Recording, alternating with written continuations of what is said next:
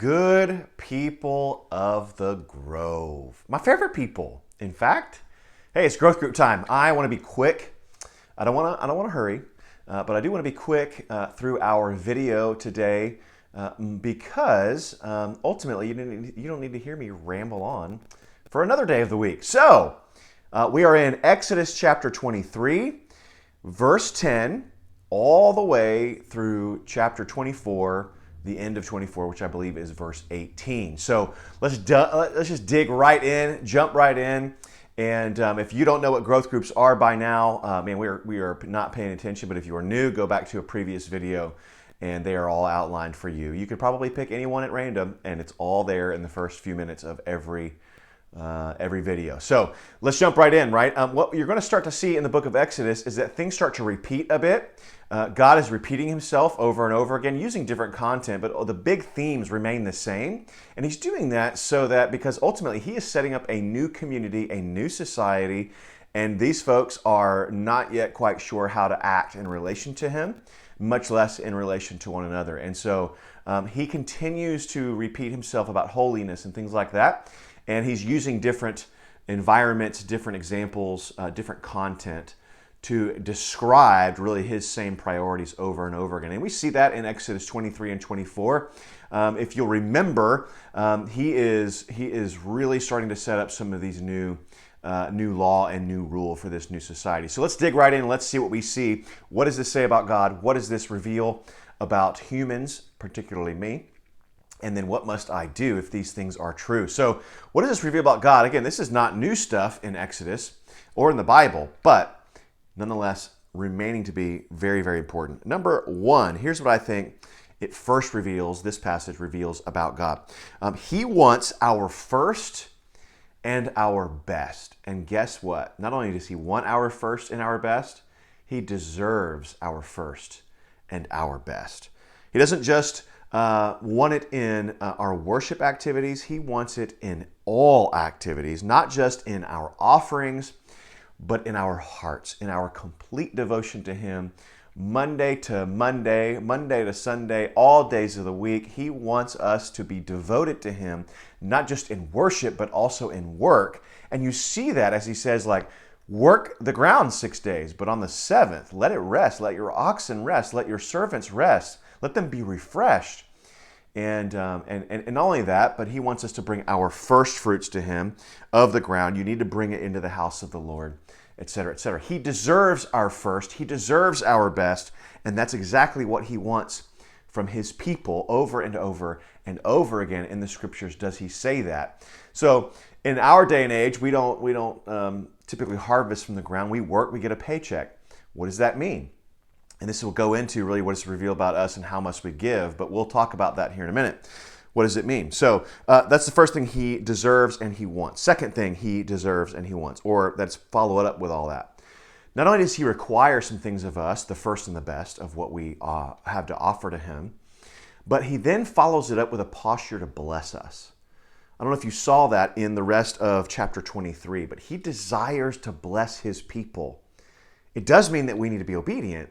It does mean there's relationship and that there's responsibility in that relationship, but he has a posture to bless us. If you see it in verses 20 through 33 of chapter 23, but I think you could summarize it in verse 26, which says this: "None shall miscarry or be barren in your land, and I will fulfill the number of your days." Right before that, "You shall serve the Lord your God, and he will bless your bread and your water, and I will take sickness away from among you." I mean, he has a desire to bless his people.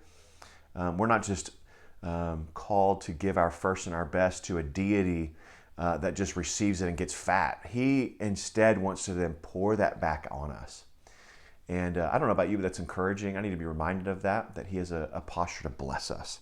And then finally, what does this what does this reveal about the Lord? He sets up these systems called covenant. Better than a commitment or a contract. You are in covenant if you're married. It is a beautiful picture of how God loves us. It is not conditional, at least not with Jesus. Instead, it is one way he pursues us. He wants to bless us. But here's the thing about covenant. It always requires blood. we are in a covenant with God. He has cut a covenant with us. It's what we celebrate every week in communion. And it says, and this is the new covenant in my blood.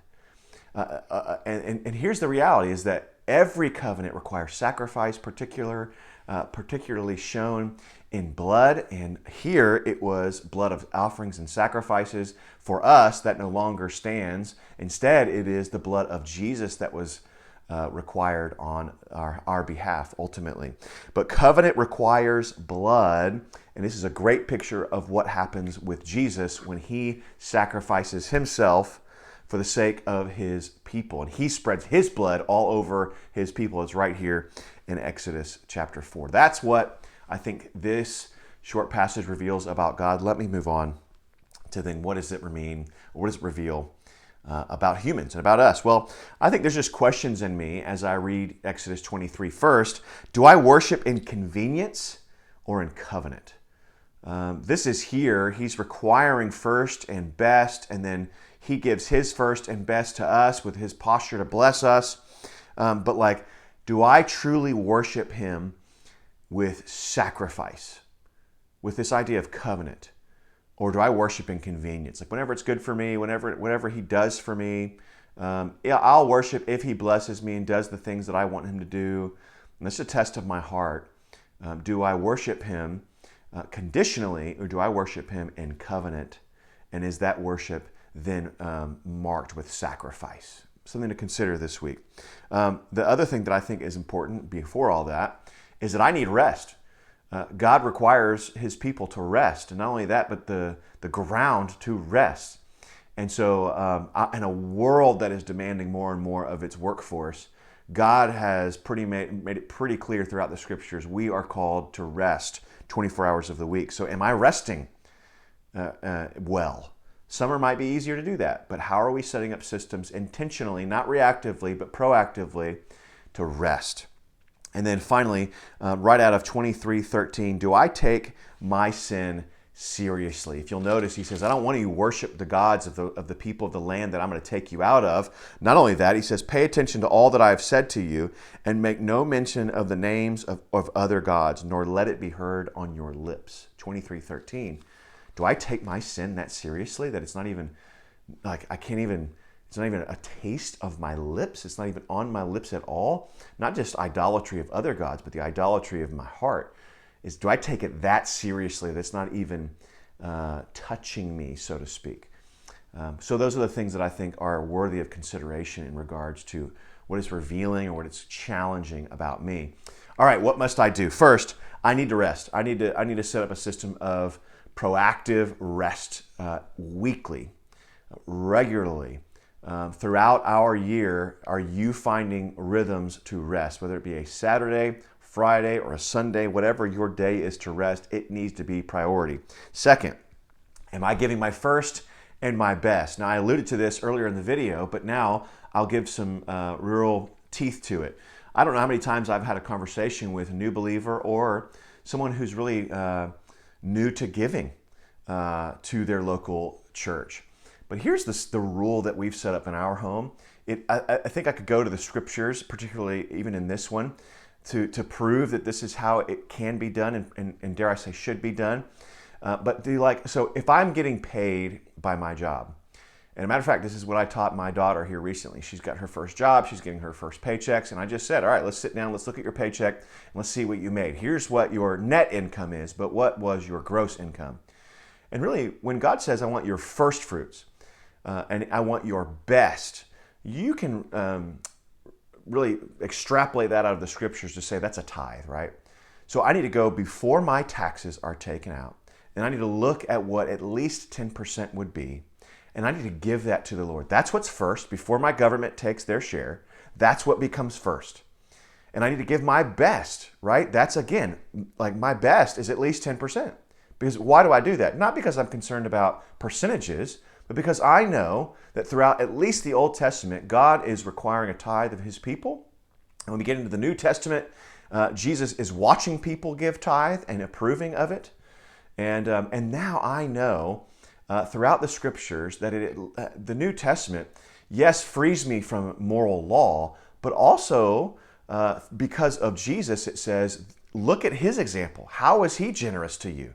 Did he give a little bit? Did he give everything? He gave everything to us. And so giving 10% is the least that I can do because I know I'm following the example of Jesus in my giving to my local body. And so I just taught my daughter, like, go and give 10% at least of whatever your paycheck is before taxes.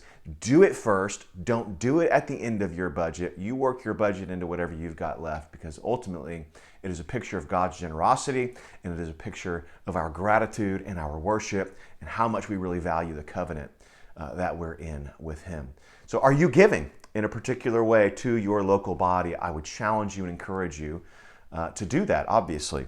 And then finally, if you'll notice in this covenant that God is making with his people, you'll notice the response of his people right here in verse 7 of chapter 24. That he took the book of the covenant and he read it in the hearing of his people, and he said, and they said, all that the Lord has spoken we will do, and we will be obedient. There's a pursuit of obedience in God's people from the get-go, and I pray that you too will pursue obedience. Yes, in giving your first fruits. Yes, in giving your best. But also yes, in resting. Resting in the final finished payment of Jesus as he spread his blood and poured his blood out and over his people so that we might have rest and the desire to obey. What a beautiful picture of God's relationship with his people right here in the book of Exodus. Hope this is helpful for you. This video isn't as short as I hoped, but please forgive me. Love you. See you soon. And hope you enjoy your growth group.